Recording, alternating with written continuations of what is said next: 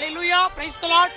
இந்த ஞாயிற்றுக்கிழமை இந்த காலை வேளையிலும் இந்த 11:30 மணியளவில் ஆண்டவராகிய இயேசு கிறிஸ்துவுடைய தேவ செய்திகள் 808 எஸ்ஐயா தீர்க்க தரிசன புஸ்தகம் 45வது அதிகாரம் 22வது வசனம்.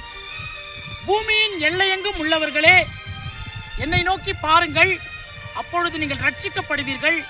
நானே தேவன், வேறு ஒருவர் இல்லை என்று சொல்லி தேவனாகிய கர்த்தர் சொல்லுகிறார். இந்த உலகத்தில் இருக்கக்கூடிய எல்லா ஜனங்களும் அவரை நோக்கி பார்க்க வேண்டும் என்று அவர் சொல்லுகிறார். அவரை நோக்கி பார்த்தவர்கள் யாரும் இந்த பூமியில் வெட்கப்படவில்லை. அவரை நோக்கி பார்த்தவர்கள் எல்லோரும் பிரகாசம் அடைந்தார்கள். அவரை தேடி சென்றவர்கள் எல்லோரும் சுகத்தை பெற்றுக் கொண்டார்கள். எவ்வளவோ சரி செய்யப்பட முடியாத நோய்களிலும் கட்டுக்களிலும் பாவங்களிலும் இருந்தவர்கள் விடுதலையாக்கப்பட்டார்கள். ஏனென்றால் அவர் இந்த உலகத்தை ரட்சிக்கிற தேவனாகிய கர்த்தர்.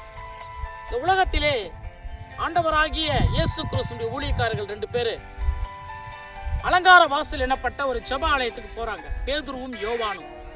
அப்பொழுது தாயின் வயிற்றிலேயே சப்பானியாய் பிறந்த ஒரு மனுஷன் பிச்சை கொட்டு கொண்டிருந்தான்.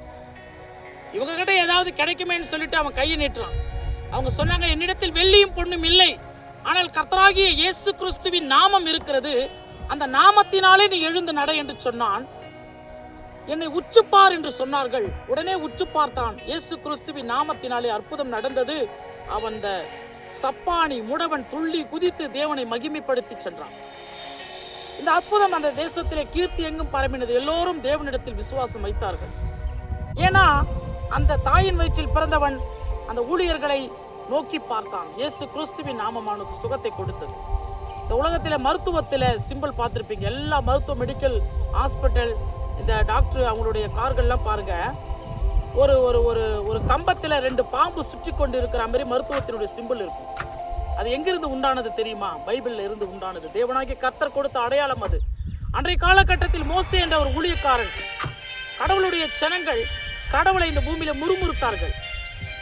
கடவுளுக்கு உண்மை உத்தமமாக இல்லை. தேவனாகிய கர்த்தர் கோபத்தினால் ஒரு வனாந்தரத்திலே அந்த ஜனங்களை கொள்ளிவாய் சர்ப்பங்கள் கடிக்கும்படியாய் செய்தார். பாம்பு சுத்தி சுத்தி கடிச்சு எல்லாம் செத்து போய் கொண்டே இருந்தாங்க. மோசே என்ற ஒரு ஊழியக்காரன் தேவனிடத்துல கெஞ்சுறாரு, ஜனங்களை காப்பாற்ற வழி சொல்லுங்க ஆண்டவர்னு. கர்த்தர் தான் சொன்னாரு, ஒரு ஒரு ஒரு வெண்கல ஒரு அந்த கம்பத்தை செய்து அதன் மேல் சுற்றப்பட்ட பாம்பினுடைய சிலையை செய்து அதை நோக்கி உன் ஜனங்களை பார்க்க சொல், அப்பொழுது பிழைப்பார்கள், ஏன்னா என்னை நோக்கி பார்க்கிறவர்கள் பிழைப்பார்கள். அன்றைக்கு உண்டாக்கப்பட்ட சிம்பிள் தான் இன்றைக்கு எல்லா மருத்துவத்திலையும் ஹாஸ்பிட்டல்லையும் வச்சுக்கின்னு டாக்டர் மருத்துவர்கள் காப்பாற்றப்படுகிறவர்களுடைய சிம்பிளாக இருக்கிறது. ஆகவே இந்த பூமியிலே கர்த்தராகிய இயேசு கிறிஸ்து இன்னொரு காரியத்தை நோக்கி பார்க்க சொன்னார். என்னன்னு பார்த்தீங்கன்னா, ஆபிரகாமையும் சாராளையும் நீங்கள் நோக்கி பாருங்கள்.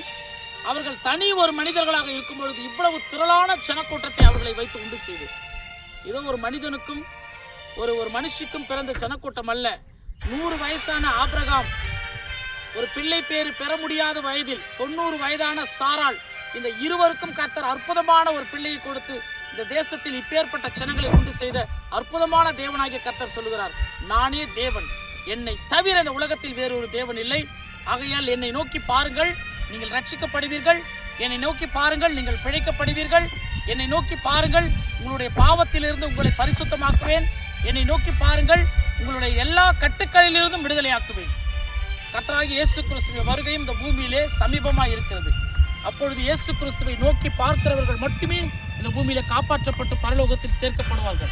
கர்த்தர் அனைவரையும் ஆசீர்வதிக்கும்படியாக, உங்களை ரட்சிக்கும்படியாக அழைக்கிறார்.